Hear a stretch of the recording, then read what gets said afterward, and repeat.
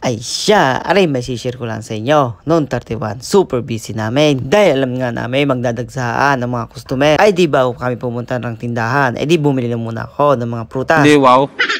Ako naman di maniniwala na nagbibigay rin ng pampaswerte. Dahil ang nagbibigay ng swerte at biyaya ay ang Diyos. Nasanay lang talaga ako pag bagong taon ay naglalagay kami ng mga prutas sa lamesa. Para sa akin ay design laan sa lamesa pag New Year. At ang binili ko nga palang mga prutas ay yung pwede kong kainin pagkatapos ng New Year. Hindi ko na pinagbibili yung mga prutas na hindi ko na maganong pinagkakain. Tapos, pagkakamahal.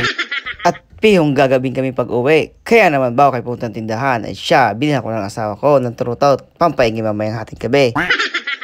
At pagdating nga namin ng tindahan ay siya umpisa na agad ng pagkabisi at dumagsa na nga ang mga mamimili. At halos wala na kayong pahingahan din dahil nagkasabay-sabay ang mga customer. Sabay-sabay kasi nagdatingan ng mga customer nung gumabi na. Kaya naman kami din padalas at hindi na magkaintindihan. Tapos umalis pa nga yung isang tao namin. Nahiya nga ako doon sa ibang customer dahil tiyanggihan na namin dahil sa haba ng pila. Yung iba naman ay nag-cancel na ng kanilang order dahil alam nilang matatagalan pa. Ang bandang alas 9 nga, tinanggihan na namin ng ibang order. Dahil kung tatanggapin namin ay aabot kami din ng putukan.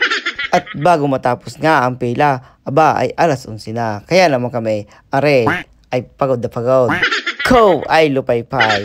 At syempre, bago kami umalis at umuwi, kailangan pa namin maglinis ng tindahan. At nung pauwi na nga kami, pagkatapos namin maglinis, ay may humabol pang isang customer. Nakikiusap kung pwede pagbilhan daw namin siya. Kahit mga dalawa lang daw. Hindi daw siya nakapunta kasi ng maga dahil siya daw busy pa sa pagluluto. Buti na lang at minatira kami din ng isa na hindi na nabalikan ng isa naming customer. Kaya naman, ibininta na namin sa kanya. At dahil sobrang busy nga namin, siya hindi na namin nagawang umorder ng aming pagkain. Buti na lang nandiyan ang aming kapitbahay na napakabait at mapagbigay.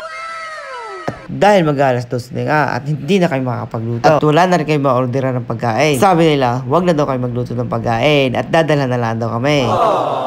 Kasarap pag-arne ang kapitbahay mo. Ay makakatipid.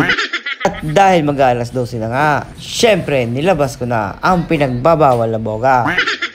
Tuwing bagong taon talaga, ari ang iniintay ko, ang mga pagpuputok. Kaya naman sobrang saya ko tuwing bagong taon, lalo na pag maraming pagputok. Pagkakaingin na naman ng mundo na rin. Yung asbok na naman sa usok ang paligid. Pero ayos lang, ang mahalaga ay masaya tayo. Ay siya, hanggang dito na lang muna ulit. Palike and share naman dyan. At pakipalo naman ako. Salamat! Happy New Year sa inyo!